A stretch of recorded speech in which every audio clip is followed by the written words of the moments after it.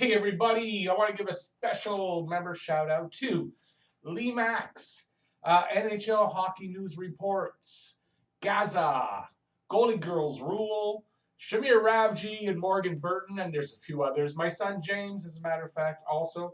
So thank you guys for being members and supporting the channel and being there at the live streams and watching the members only videos. Thank you guys for doing that. I appreciate you all, I really do. And yeah, let's get right into the video. So this video today, I've subscribed to The Athletic after so long. Finally, they've got a great rate right now, $1.25 a month for the first 3 months. So guys, check it out if you're interested in The Athletic. So this story is by Arpin Basu, and it's basically he's tackling how can Montreal get that top six forward they're looking for, and he gives a bunch of options. And I really liked the story. I thought it was worth doing. I've added some things myself to this, and let's get right into it. So Marc Bergevin recently let it be known that he's very willing to trade the Habs first overall. I said it again. This is like the fourth time. I'm not stopping. Their first round pick, the 16th overall pick. And if you think back to excuse me, last season when they offer sheeted Sebastian Aho, if that was a successful offer sheet, they would have been giving this first round pick to Carolina. So obviously he was willing to move this pick in order to for the team to get better and to fill, to get that goal scorer they've been looking for. It shouldn't be a surprise, really, that to everybody that he's willing to move the pick because, yeah, like I said, he's been kind of signaling that he's willing to do that. So this time around, Bergevin is looking for a high-scoring winger and not a center, which Sebastian Aho was, to complement the centers that they have now. A year ago, we didn't know how Suzuki and KK were going to although KK took them to the playoffs to emerge, but that they were going to look this good this quickly. And so they're not looking for centers right now, really. They're looking for complementary pieces to their center core that they have. So trading his first round pick isn't the only option, though. MB has an arsenal, his arsenal. He's got draft picks, he's got good prospects, and he's got some guys on the roster. So that's his arsenal. He has to acquire the player he needs, and that's a player, in my opinion, a player with size and skill on the wing that can score and put the puck in the net and finish. It's one thing that Montreal's really kind of missing is that finishing play, the guy that can put the puck in the net. So, like I said, I read this very interesting article, and we're kind of going to go over the ways how they might go about getting this player. It might not be as easy as we think. You see on Twitter, everybody's got a trade, not blah, blah, blah, and so many people, he's got to just do this, trade for this guy, trade for that guy. Snap of his finger to trade, not that easy to do. It takes two people to make a deal, and it's not that easy to do, surprisingly, and it also not every team is a real match, either in that they can't take salary back or they can't. There's always a reason why a team might not be a match. So there's not a ton of matches out there. Let's see what we got. So there's 5 options really for that. Trade the first round pick to get the guy that they want. Find a team that's in cap hell. That means that they're up against the cap and they need to move some salary. Do an offer sheet again, sign a UFA, and like everybody's been talking, trade Max Domi because he's a great asset for them, a center, a guy with skill. He doesn't have a ton of size, but he plays that power forward game. He plays bigger than he is, and he's definitely a good asset. Only 2 years or 1 season removed from a 72-point season, and he still has a lot of promise. He still has a ceiling to reach. So trading Max Domi could be something you can do to get that pick. So we'll take a look at trading teams that need a first round pick. So where do you trade that first round pick to? Who'd be interested? So there's teams that have no first round pick. Those are the Coyotes. Now the Coyotes is not really a big match there. They have no first round, no second, and no third round pick. I'm not sure if it's completely due to the fine or the punishment they got for what was it? Before the combine, they were doing something with the players that they weren't supposed to do. Off the top of my head, it's not coming back to me. But so they've lost their, I think, first round and second round pick this year, and second round next year, something like that. So they're really needing draft picks. Problem though is they don't really have, they're a perfect fit in that way, and they also need to shed some salary cap. So they're kind of a perfect fit in two categories here. But also, I wrote here not really because they don't really have anybody that you really want back. So what do they have that Montreal needs? They got Clayton Keller, who's got the talent and all that stuff. He's a small player. Montreal is not really looking to, if they're going to move that first pick, they're not moving it for a guy that's small. They've got enough small players. They need to bring in some bigger guys. So that's probably not going to, they're not interested there. There's Nick Schmaltz. He's 24 years old, I believe. He plays the right wing. And but his numbers aren't really there for me, except his second season. 5 or 6 seasons into his career now, but his second season was the only really, so far his career year, I think it was like 52 points, 21 goals.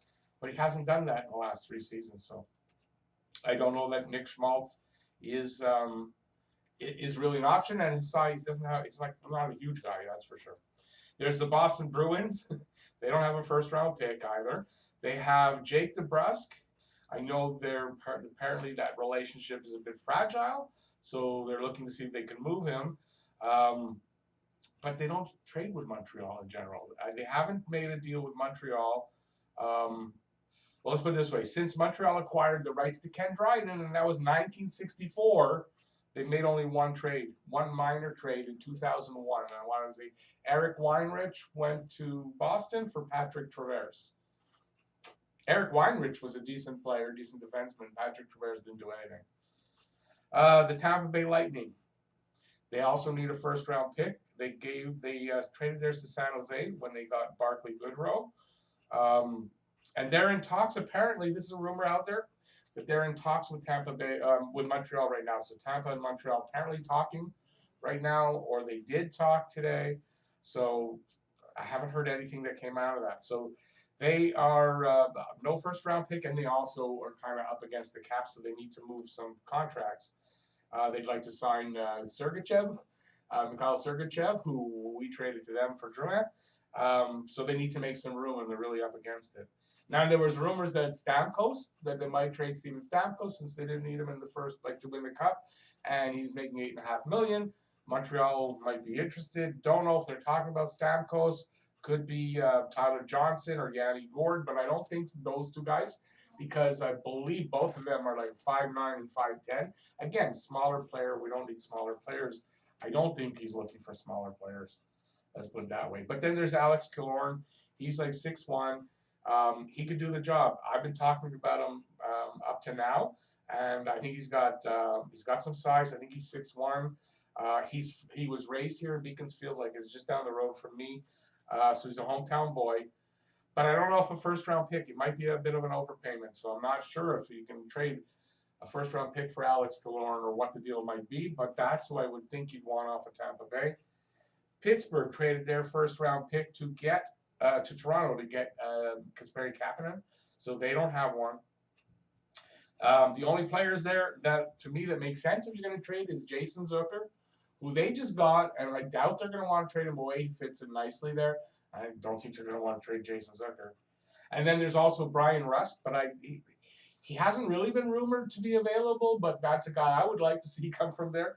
But I don't think either of them are going to be moved, so I really don't. So then there's also the New York Islanders, and they round out the no first-round pick group, but I can't really find a deal there. Like, okay, we want Matt Barzal, but I mean, they're not going to trade Matt Barzal for a first-round pick, even if you throw in Domi and a few other guys. They're not trading Matt Barzal. So I don't see a deal there. So for the trading the first-round pick, doesn't seem like it's going to happen. Now, I've been waiting to do this video kind of all day. I've been on Twitter, been looking to see if anything's happening, waiting for them to kind of make a move here. And for me, it looks like if they're going to trade that first-round pick, it's going to happen last minute at the draft. So next up is teams that are in cap health. So you got to find a team that needs to move some salary. There's plenty of those out there. Well, would I say plenty?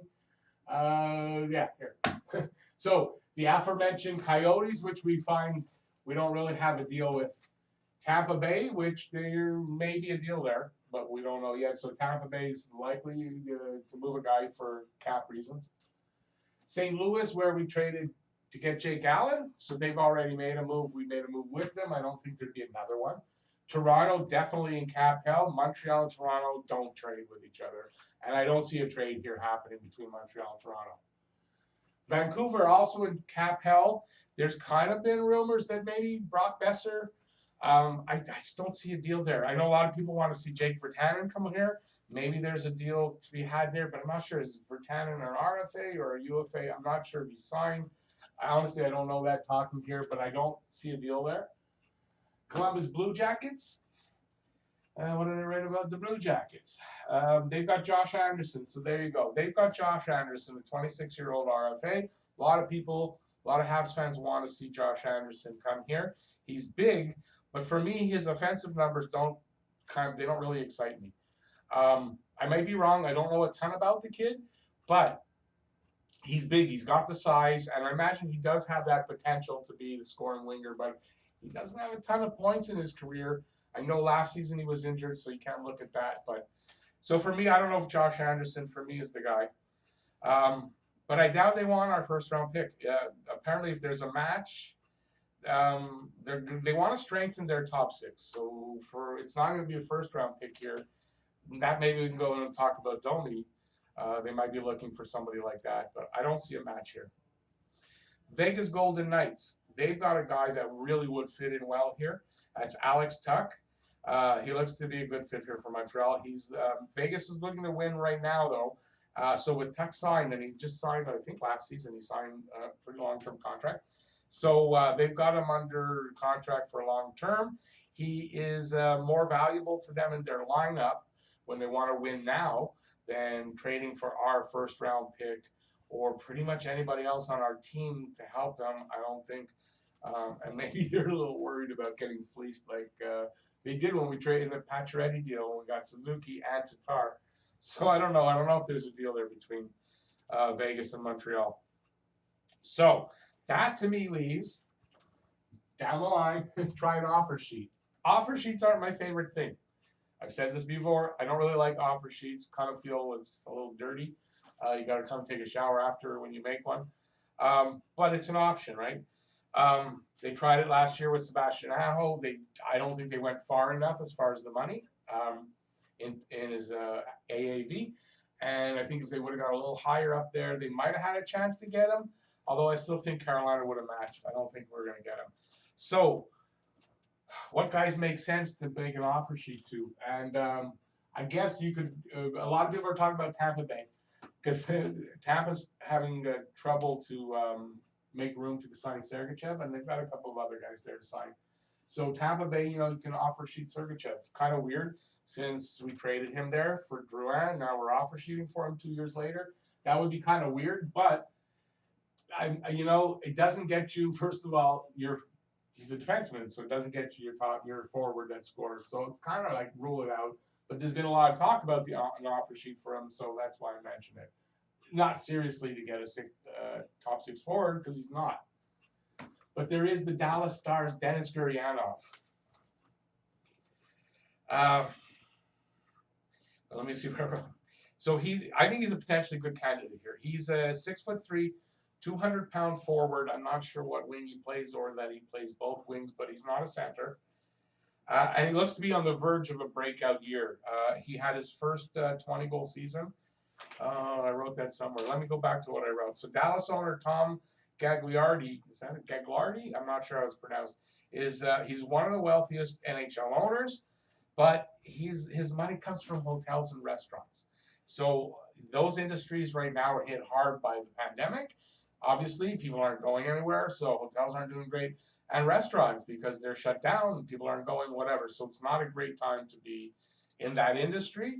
Yeah, he's got a ton of money, but there are rumors that he may not be willing to spend as much as he has in the past years on his hockey club to keep them competitive, until things get back to normal again. So the Stars have $27 million tied up in Tyler Seguin, Jamie Benn, Joe Pavelski, and Alex Radulov next season, and that becomes $34 million the following season. So it's a lot of money tied up in 4 guys up front. Sound familiar, Toronto? So This could leave the door open for them not being able to match a guy like Gurianov, because you give him a bit of an overpayment, obviously, to get him, and they might want to take the draft picks instead. So Gurianov had his first 20-goal season this past season. He also had 9 goals in 27 playoff games to go along with that. He's young and doesn't necessarily merit the $18 to $20 million contract you might offer him. That commitment from them at a time when they're going to keep spending, they want to keep spending down. So it might be a good year. I guess like we thought with Carolina owner, that he didn't want to give that upfront money and he was being cheap. This is a time when the guy pretty much doesn't want to spend much on his team. As a matter of fact, wants to cut back. You're offering an overpayment to this guy. Obviously, you have to give an overpayment. So it's a significant overpayment that is 4 years, about $4.5 to $5 million, depending on if it's 18 or 20 million, for an AAV. So the gamble is the Stars are not prepared or willing to pay him that much at this point in his career. Right, he's a young guy. It's a lot of money. That's probably a good million, probably more than you get on a bridge contract, and maybe even $2 million more than he might get. So the compensation of a first round and a third round, because that's what you'd give a first round pick and a third round pick next season. That's what the compensation would be here. It's not a huge incentive really for them to say no to matching. So, but you never know. Really depending on how the owner feels. But it's offer sheets, like I say, I don't really like them, and they don't work very often. Most teams match them, but I think that's an option if you're looking at offer sheets. I don't know of any others. I didn't really look for any others, but I like Gurianov. If you can get him like that, I wouldn't be upset by that. Plus, you don't have to give up anybody off your roster, any picks, anything like that. Okay, so that's offer sheets. Next way, obviously, is UFAs. UFA market for Montreal this season for what they're looking for, I don't think is very good. I don't think it's a great market. So the free agent options are not abundant, and even though the rumor about Taylor Hall has him exploring, that's a new rumor, that has him exploring 1 and 2 year options instead of long-term 7-year deals.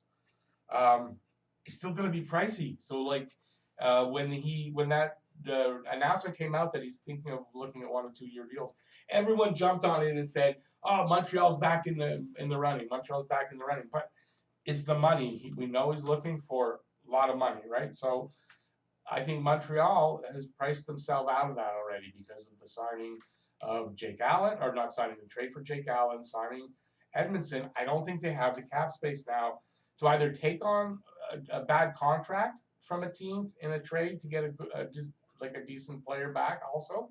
So you take on a bad contract. What was the one I heard?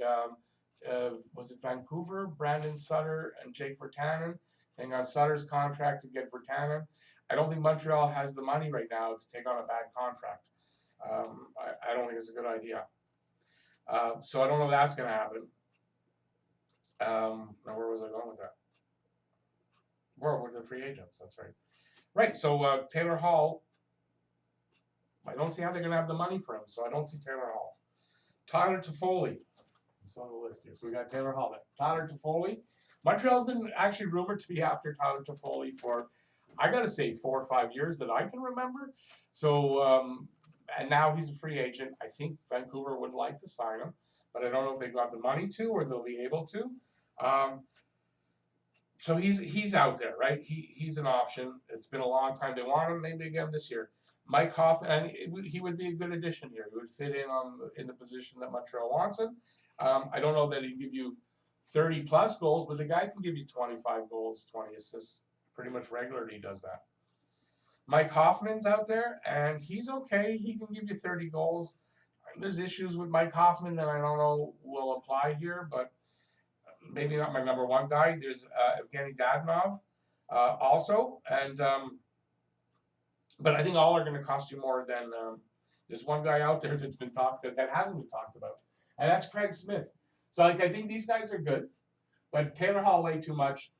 Toffoli probably going to cost you $5 to $6 million.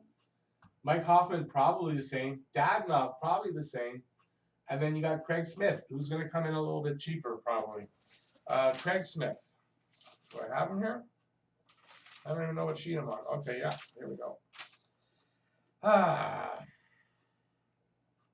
He's a Nashville player.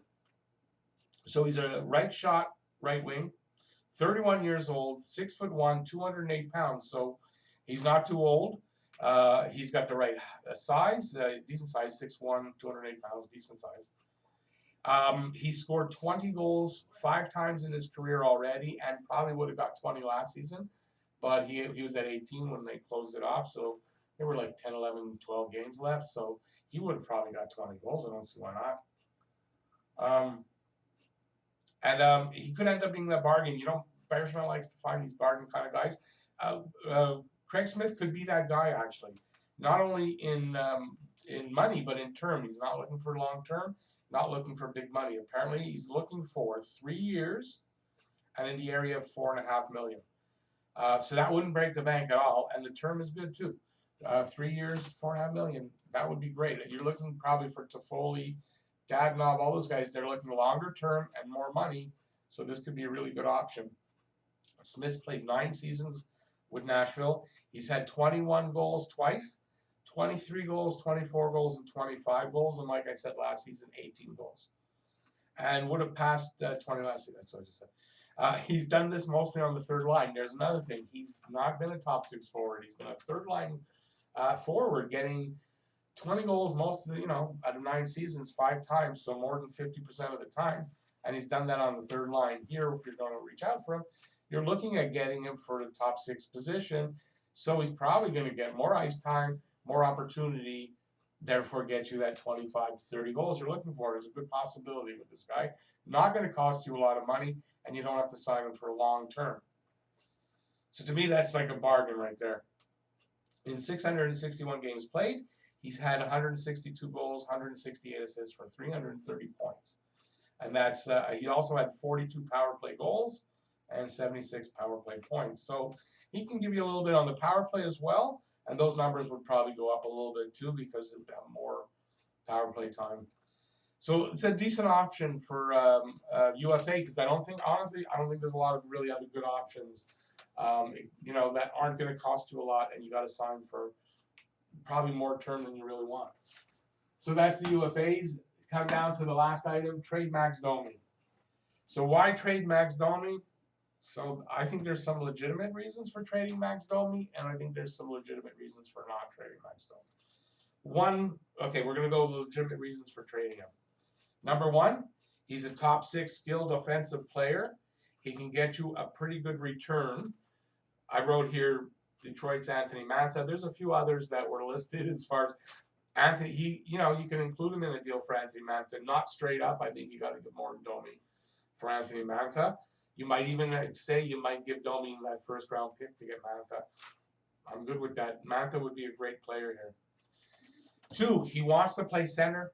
The team sees him more as a center than a winger, and there's a logjam right now at that position, as we all know. 3, Domi wants to get paid, maybe a little more than the team wants to pay. Plus, his agent is known for making negotiations last long and get a bit crazy, and maybe the team doesn't think it's worth going through that. So those are the 3 reasons I have for trading him.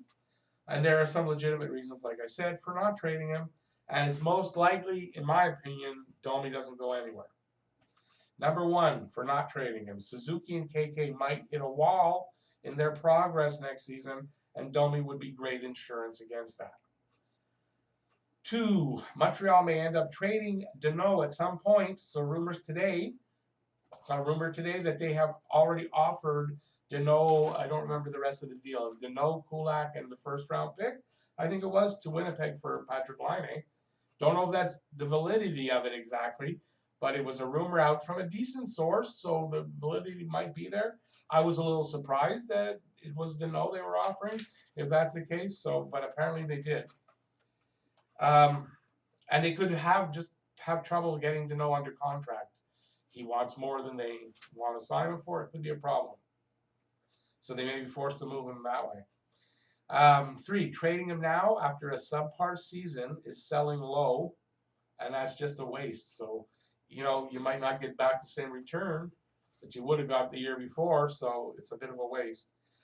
Both the team and Domi have given no indication that they want to end their relationship. So really, Domi hasn't said he wants to trade, and the team hasn't said that they want to trade him. Even though they say they see him as a center, there's a logjam there. They know that. They still haven't really come out and said they want to trade him. Domi can take a shorter term deal and be a UFA at the end, and he'd still be young. Like he could take what is he, 25?